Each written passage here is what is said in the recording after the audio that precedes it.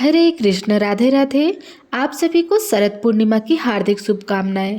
कहा जाता है कि शरद पूर्णिमा के दिन ही माँ लक्ष्मी जी का जन्म हुआ था। ऐसे में धन प्राप्ति के लिए यह दिन सबसे उत्तम माना जाता है। शरद पूर्णिमा से जुड़ी हुई बहुत सारी पौराणिक कथाएं हैं। कहा जाता है इनका पाठ करने से बड़ी विपदाएं भी टल जाती है और माँ लक्ष्मी जी की कृपा से अपार सुख संपत्ति की प्राप्ति होती है। आश्विन महीने की पूर्णिमा को शरद पूर्णिमा या कोजागर पूर्णिमा या रास पूर्णिमा के नाम से जाना। श्री सूक्तम लक्ष्मी स्तोत्र का पाठ करके हवन करना चाहिए। ऐसा करने से माँ लक्ष्मी जी प्रसन्न होती हैं और अपने भक्तों को धन धान्य प्रदान करती हैं। शरद पूर्णिमा की रात को चंद्रमा पृथ्वी के सबसे निकट होता है और इसी दिन चंद्रमा अपनी 16 कलाओं चंद्रमा की किरणें अमृत की वर्षा करती है। यही कारण है कि शरद पूर्णिमा को रात के समय चांदी के या फिर मिट्टी के पात्र में गाय के दूध से बनी खीर को रात भर रखा जाता है और अगले दिन सुबह खाली पेट उस खीर को प्रसाद रूप में ग्रहण किया जाता है। ऐसा करने से बहुत सारे रोग परेशानियों से मुक्ति मिलती है और मानसिक तनाव भी दूर होते हैं। शरद पूर्णिमा पर चंद्रमा की किरणों में रखी गई खीर का सेवन करने से रोगों से मुक्ति मिलती है और चर्म रोग से परेशान लोगों को लिए भी इस खीर का सेवन बहुत ही अच्छा बताया गया है और यह खीर आंखों से जुड़ी बीमारियों से भी बहुत लाभ पहुंचाती है। वैसे तो सभी भक्तों को शरद पूर्णिमा के दिन सच्चे मन से माता लक्ष्मी जी, भगवान विष्णु जी और भगवान श्री कृष्ण के साथ ही भोलेनाथ और माता पार्वती जी का पूजन करके व्रत की कथा का पाठ या श्रवण करना चाहिए और यदि हो सके तो उपवास भी रखना चाहिए। जो लोग उपवास नहीं रख पाए वह सच्चे मन से आज के दिन सुनी जाने वाली कथाओं का यदि श्रवण करेंगे तो उन्हें भी व्रत जितने पुण्य की प्राप्ति होगी। शरद पूर्णिमा के दिन ही भगवान श्री कृष्ण ने गोपियों संग रास रचाया था, जिसे महारास भी कहा जाता है और आज के दिन भगवान श्री कृष्ण और गोपियों से जुड़ी हुई इस महारास की कथा का श्रवण करने से भगवान श्री कृष्ण की भी विशेष कृपा प्राप्त होती है। इसलिए आपको सुनाते हैं शरद पूर्णिमा के दिन सुनी जाने वाली मुख्य पौराणिक कथाएं। की पहली पौराणिक कथा के अनुसार प्राचीन काल में एक साहूकार था। उसकी 2 बेटियां महीने में पड़ने वाली पूर्णिमा तिथि को व्रत किया करती थी। उन दोनों बेटियों में बड़ी बेटी हर पूर्णिमा का व्रत विधि विधान से करती, लेकिन छोटी बेटी व्रत के सभी नियमों का ठीक से पालन नहीं करती थी। साहूकार की दोनों बेटियां समय के साथ धीरे धीरे बड़ी होने लगी और उनका विवाह हो गया। बड़ी बेटी के घर पर सही समय पर एक स्वस्थ संतान का जन्म हुआ। छोटी बेटी को भी संतान हुई, लेकिन दुर्भाग्यवश उसकी बेटी की संतान होने के तुरंत बाद ही मृत्यु हो जाती थी। जब छोटी बेटी के साथ ऐसा 2 से 3 बार हुआ तो उसने एक दिन एक ब्राह्मण को बुलाकर अपनी सारी व्यथा सुनाई और इसका कोई उपाय बताने के लिए भी कहा। उसकी सारी बात सुनकर और कुछ प्रश्न पूछने के बाद ब्राह्मण ने उनसे कहा कि तुम पूर्णिमा का अधूरा व्रत करती हो, इस कारण तुम्हें व्रत का पूर्ण फल प्राप्त नहीं हो रहा और तुम्हें अधूरे व्रत का दोष भी लग रहा है। ब्राह्मण की बात सुनकर छोटी बेटी ने पूर्णिमा का व्रत पूरे विधि विधान से करने का निश्चय किया। अश्विनी पूर्णिमा आने से पहले ही साहूकार की छोटी बेटी ने इस बार एक बेटे को जन्म दिया, लेकिन उसकी भी इस बार तुरंत मृत्यु हो गई। इस पर उसने अपने बेटे के शव को एक चौकी पर रखकर उसे एक कपड़े से ढक दिया। जब उसकी बड़ी बहन आई तो उसने उसी पीढ़ी पर बैठने को कहा जिस पर उसने अपने मृत बालक का शव रखा था। बड़ी बहन जैसे ही उस पर बैठने को हुई तभी उसका घाघरा उस बच्चे को छू गया। घाघरा छूते ही वह मृत बालक जीवित हो गया और रोने लगा।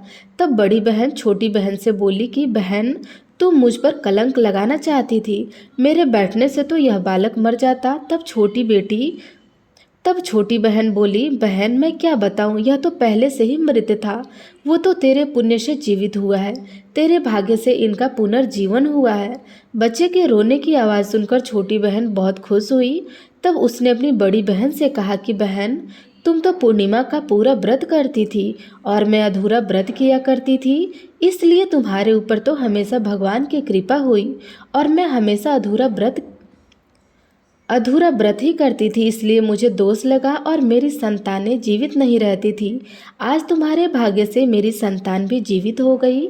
तब उस छोटी बहन ने पूरे गांव में ढिंढोरा पिटवा दिया कि जो कोई भी पूर्णिमा का व्रत करे वह पूरा व्रत करे, कोई भी अधूरा व्रत ना करे। इसके बाद से छोटी बहन ने भी शरद पूर्णिमा से ही विधि विधान से सभी नियमों का पालन करते हुए यह व्रत प्रारंभ कर दिए थे, जिसके पुण्य प्रभाव से उसके बालक दीर्घ आयु होते। अश्विनी पूर्णिमा को शरद पूर्णिमा के रूप में जाना जाता है, लेकिन ब्रज क्षेत्र में शरद पूर्णिमा को रास पूर्णिमा भी कहा जाता है, क्योंकि ऐसी मान्यता है कि द्वापर युग में शरद पूर्णिमा की चांदनी रात को ही राधा रानी और गोपियों के साथ मिलकर भगवान श्री कृष्ण ने महारास रचाया था। पूर्णिमा की रात को महाराज का वह दृश्य इतना सुंदर था कि प्राकृतिक भी उसे निहारने के लिए वहां ठहर गई थी।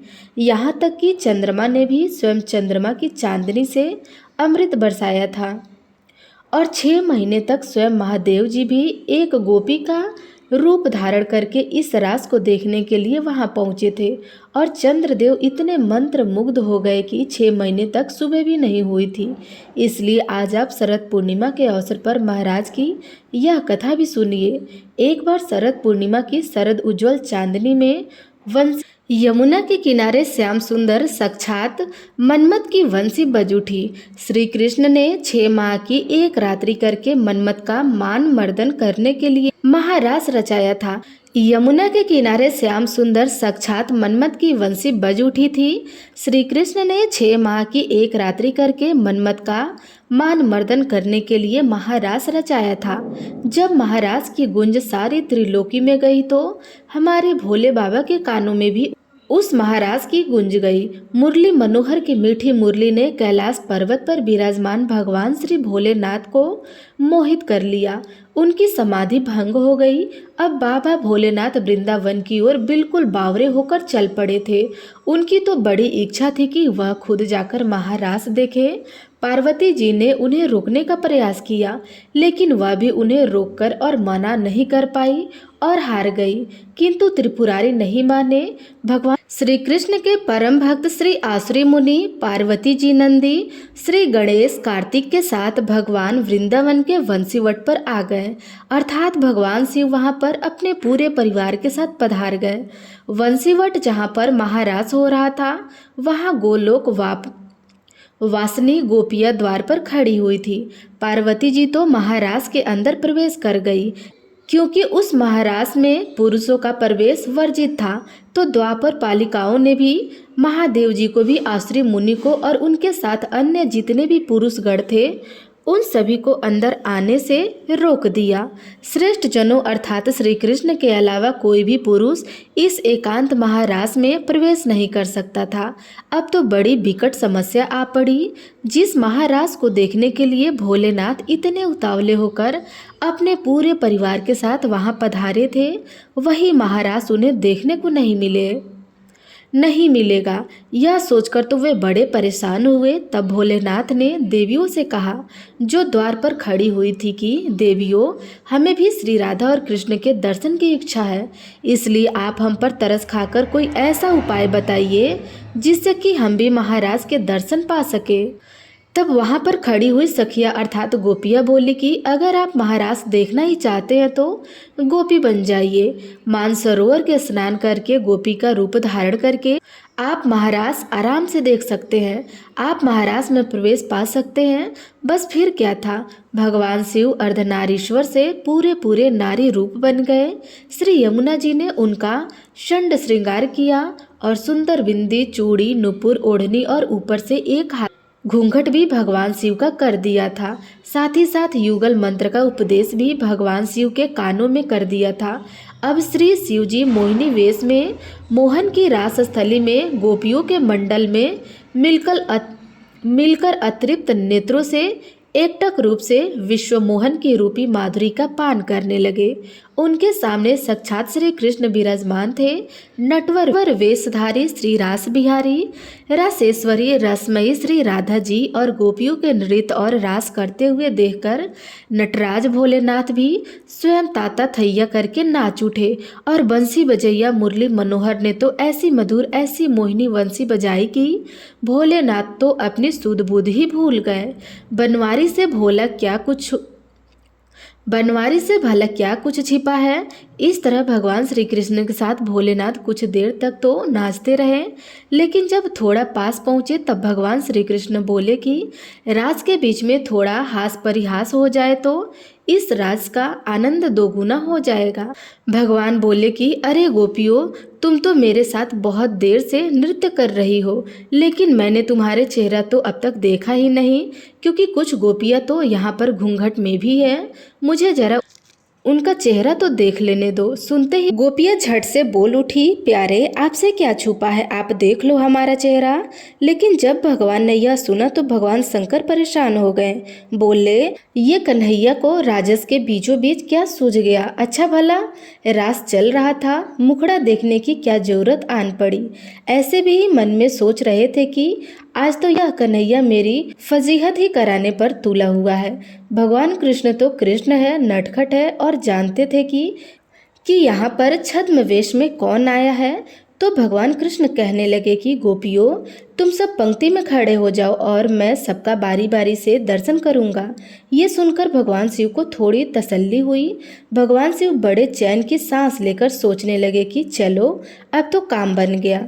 तो महाराज में लाखों करोड़ों गोपियां हैं और मैं सबसे अंत में इस पंक्ति के अंत में जाकर खड़ा हो जाऊंगा। कन्हैया तो मुंह देखते देखते थक जाएगा और मेरा नंबर भी नहीं आएगा। तब सारी गोपियां जो भी पंक्ति में खड़ी हो गई और सबसे अंत में जाकर भगवान शिव खड़े हो गए।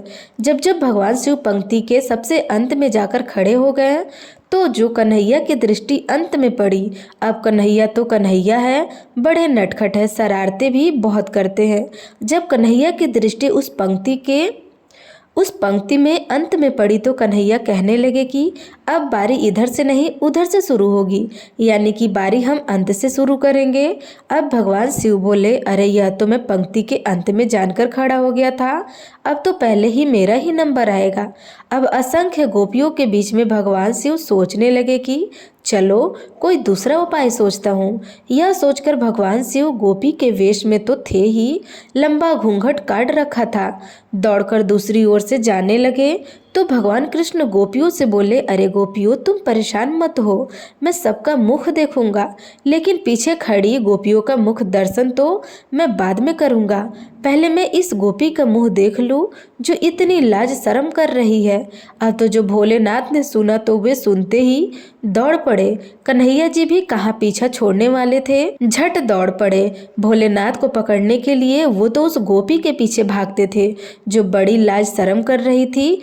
और जैसे ही उन्होंने उस गोपी का घूंघट ऊपर किया तो कान्हा जी कहने लगे, आओ गोपेश्वर आओ, आपकी जय हो। बोलिए गोपेश्वर महादेव की जय हो, शंकर भगवान की जय हो। श्री राधा आदि गोपेश्वर महादेव के मोहिनी गोपी के रूप को देखकर बड़ी आश्चर्य में पड़ गई।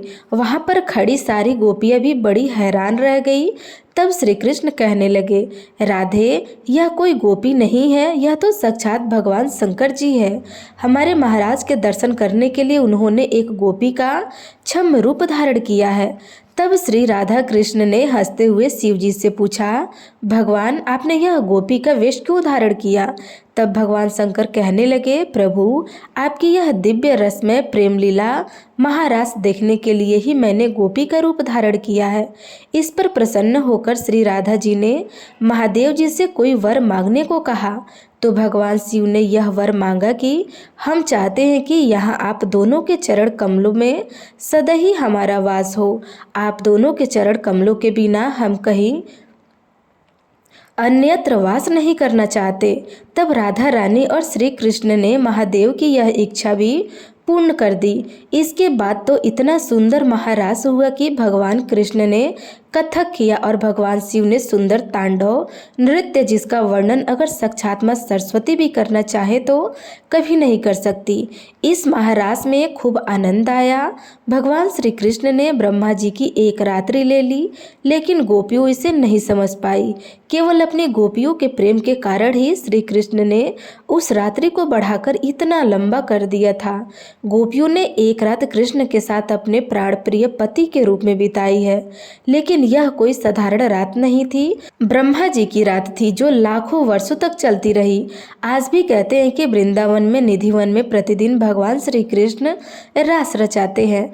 भगवान कृष्ण के लिए तो कुछ भी असंभव नहीं है, वो तो सब कुछ कर सकते हैं क्योंकि वो भगवान है। जब भोलेनाथ ने भगवान श्री कृष्ण और श्रीमती राधा रानी से वरदान मांगा था, तब भगवान कृष्ण ने तथास्तु कहकर कालिंदी के नज़दीकी ही निकुंज के पास वंशीवट के सम्मुख भगवान महादेव जी को श्री गोपेश्वर महादेव के नाम से स्थापित कर विराजमान कर दिया था।